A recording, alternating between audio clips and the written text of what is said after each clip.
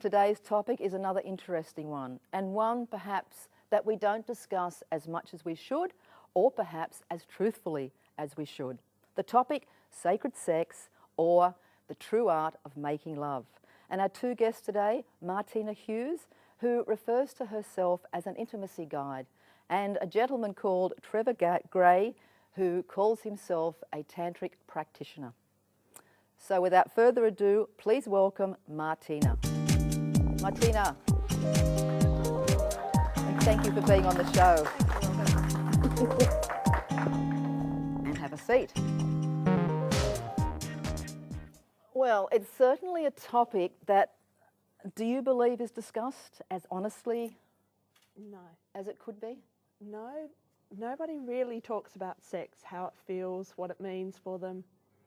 There's a lot of talk about sex that is just the icing on the cake, but not what is really happening for people. Okay, so just jumping right into the subject then. What's the difference between sex, as most of us know it, and tantric sex? Okay, often people become addicted to the physical sensations of sex, looking for that high peak experience of orgasm.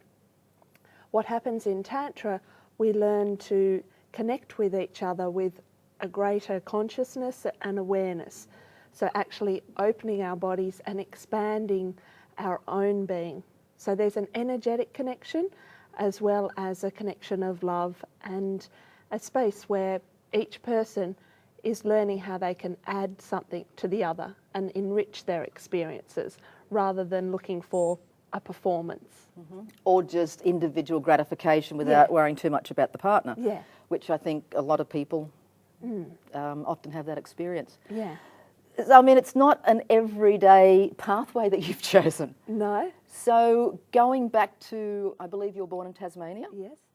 What sort of an upbringing did you have? My upbringing was fairly normal.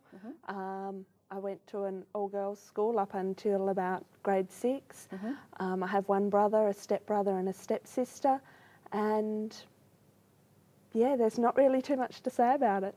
And I believe you were a chartered accountant for a lot of years, which is not a profession that would lead on to what you're doing now. No, I had a desire to work with people and to be making a difference in the world. I briefly contemplated psychology and then swung away from psychology and towards accounting. And can you just explain how that happened? Because one's kind of left brain and one's kind of right brain.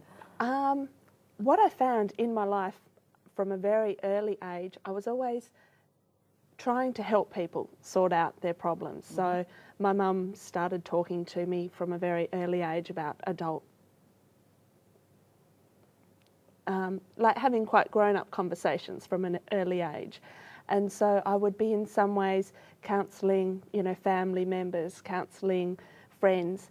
And at around 18, when I was making the choice about university, and psychology was my number one choice, and then all of a sudden I realised that I would end up burnt out if I kept doing that my whole life. That was rather astute at such a young age. I had some help from friends.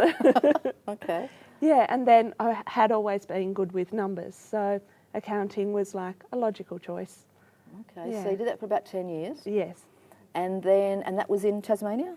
Partly in Tasmania, then some of the time in Sydney and also in London for a while. Okay. Yeah. I believe back in around the year 2000 was it you had rather a life crisis. Could you just share a bit of that? Okay. I was at this stage in my life where I was deeply dissatisfied with my work, my life, relationships. It felt like nothing was working for me. And I was giving out a lot of energy, but not actually looking after myself. So pretty much in the middle of the night, I had a bit of an epiphany, and I was sitting on my veranda and crying and feeling quite miserable and sorry for myself. But I had this lightning flash of inspiration. I'll move to Sydney. And my friends kind of thought, she'll forget about it in the morning. I woke up the next morning, and first thing I did was ring a friend of mine who was living in Sydney and said, can I come and stay with you? And from that point on, I made a conscious inwards search for myself instead of looking out to the external world for the answers, I started going inside. So moving to Sydney allowed me to stop partying and drinking and smoking and doing all the things that I did to abuse my body and that kept me disconnected from myself. And then I started doing yoga, some therapy and meditation, and actually enriching my own self-worth and looking for what it was that I really wanted to contribute to the world. Okay. About what age were you in when this crisis happened? I was around 27. Okay. Yeah. And I believe you're only in Sydney for what, 6 months or something? Yeah. And went to London. Yes. Why London and what happened there? Okay, I'd always wanted to live in London, and it was something that I needed to do before I turned 28 to get the working holiday visa. Okay. So it was driven by a practical reason. And That's the numbers coming in. yes.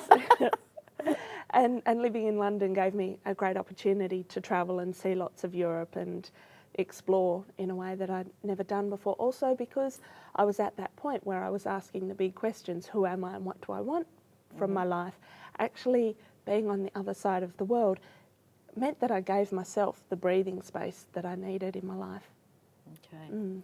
And you did a number of trainings there, which started taking you towards Tantra. Yes, while I was overseas, I started shiatsu studies and I did some energy healing work, also started looking at angel courses and opening up to what it was that I might want to contribute to the world. Okay. And then you went to the States Yeah, I went to the States and did an angel course there with Doreen Virtue, and then must have been amazing. it was Wow. amazing. Yeah. Okay. And from there? From there, I came back to Australia and did breathwork and rebirthing training for a year and continued the shiatsu studies. Yeah. Okay. When did you start moving into Tantra as a practitioner, or as you call yourself, an intimacy guide? I went to a weekend workshop with the man who is now my mentor, Shantam Nitiyama. That was 2 years ago. And I'd been interested in Tantra for a while, but had been holding myself back, looking for the right relationship or Mr. Right in order to go ahead and do this workshop. But all of a sudden I thought, you know what, I just need to do that workshop for myself. And so the gift that the workshop gave me was recognising that I'm my own Miss Right. I don't actually need to find Mr. Right out there in the rest of the world. So I went to the workshop totally scared, probably the most scared I've ever been about participating in something. And on the Friday night, a couple of key things happened in the introduction. Nitiyama talked about as women how often we identify with our stories, and something that's really important is to learn to become transparent.